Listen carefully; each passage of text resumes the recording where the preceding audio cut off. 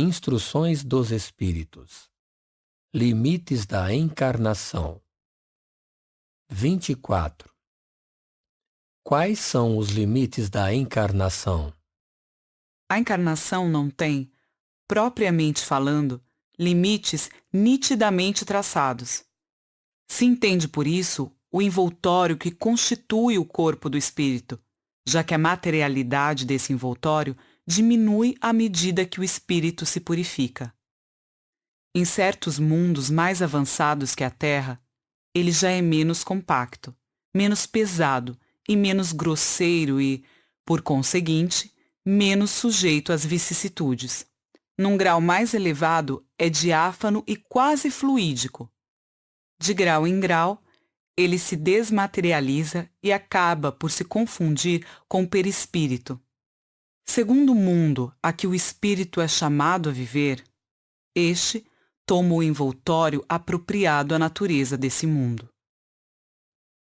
O próprio perispírito suporta transformações sucessivas. Ele se eteriza cada vez mais até a depuração completa, que constitui os espíritos puros. Se mundos especiais são destinados, como estações, aos espíritos mais avançados, estes não estão ligados ali como nos mundos inferiores. O estado de desligamento em que se encontram lhes permite se transportarem por toda parte em que os chamam as missões que lhes são confiadas. Se se considera a encarnação sob o ponto de vista material, como ocorre sobre a Terra, pode-se dizer que ela é limitada aos mundos inferiores. Depende do espírito, por conseguinte, dela se livrar, mais ou menos rapidamente, trabalhando pela sua depuração. Deve-se considerar também que, no estado errante, quer dizer, nos intervalos das existências corporais, a situação do espírito está em relação com a natureza do mundo ao qual se liga pelo seu grau de adiantamento. Que, assim, na erraticidade, ele é mais ou menos feliz, livre e esclarecido, segundo seja mais ou menos desmaterializado. São Luís, Paris, 1859. Necessidade da encarnação. 25. A encarnação é uma punição e não há senão espíritos culpados que a ela estejam obrigados?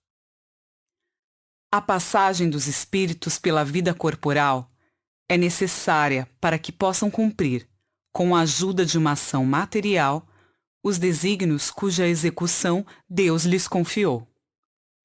Ela é necessária a eles mesmos, porque a atividade que são obrigados a desempenhar ajuda o desenvolvimento da sua inteligência.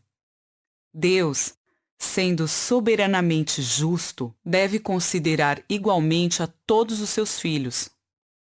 É por isso que dá a todos o mesmo ponto de partida, a mesma aptidão, as mesmas obrigações a cumprir e a mesma liberdade de agir. Todo privilégio seria uma preferência, e toda preferência uma injustiça.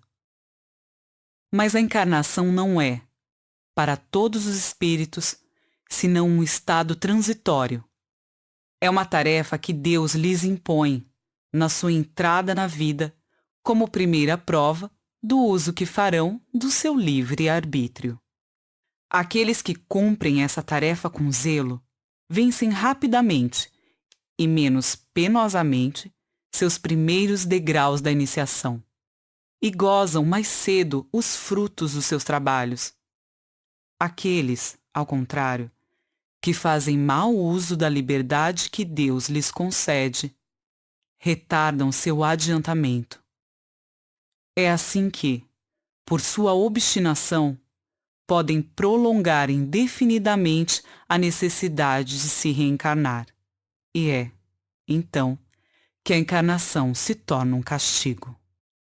São Luís, Paris, 1859.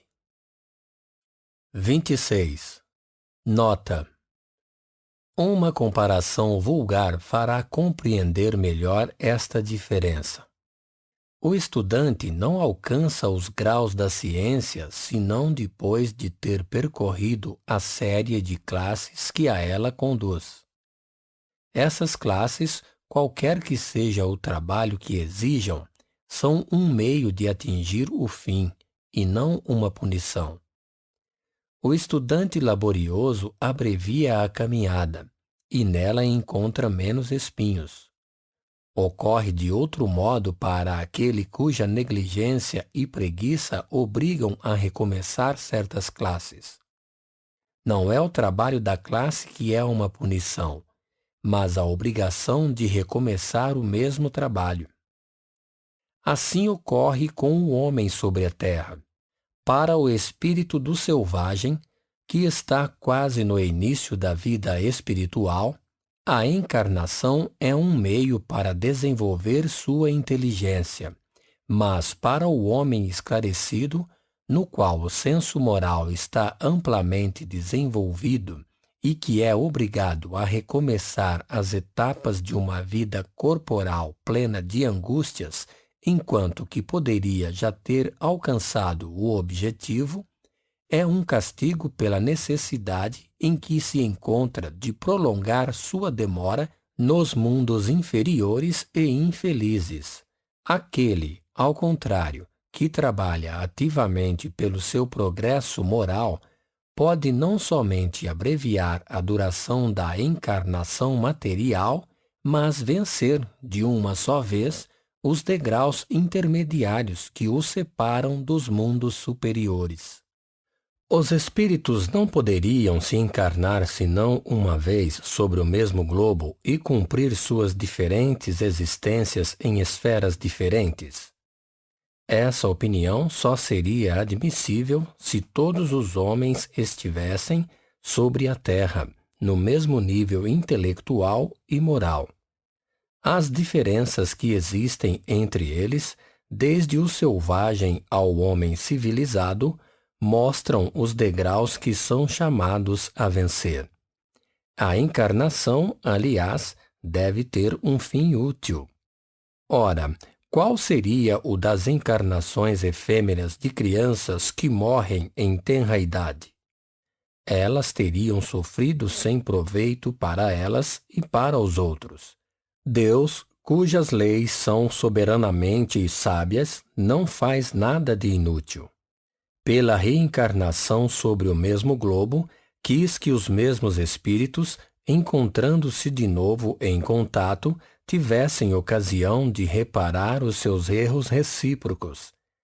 Em razão das suas relações anteriores, ele quis, por outro lado, assentar os laços de família sobre uma base espiritual e apoiar sobre uma lei natural os princípios de solidariedade, de fraternidade e de igualdade.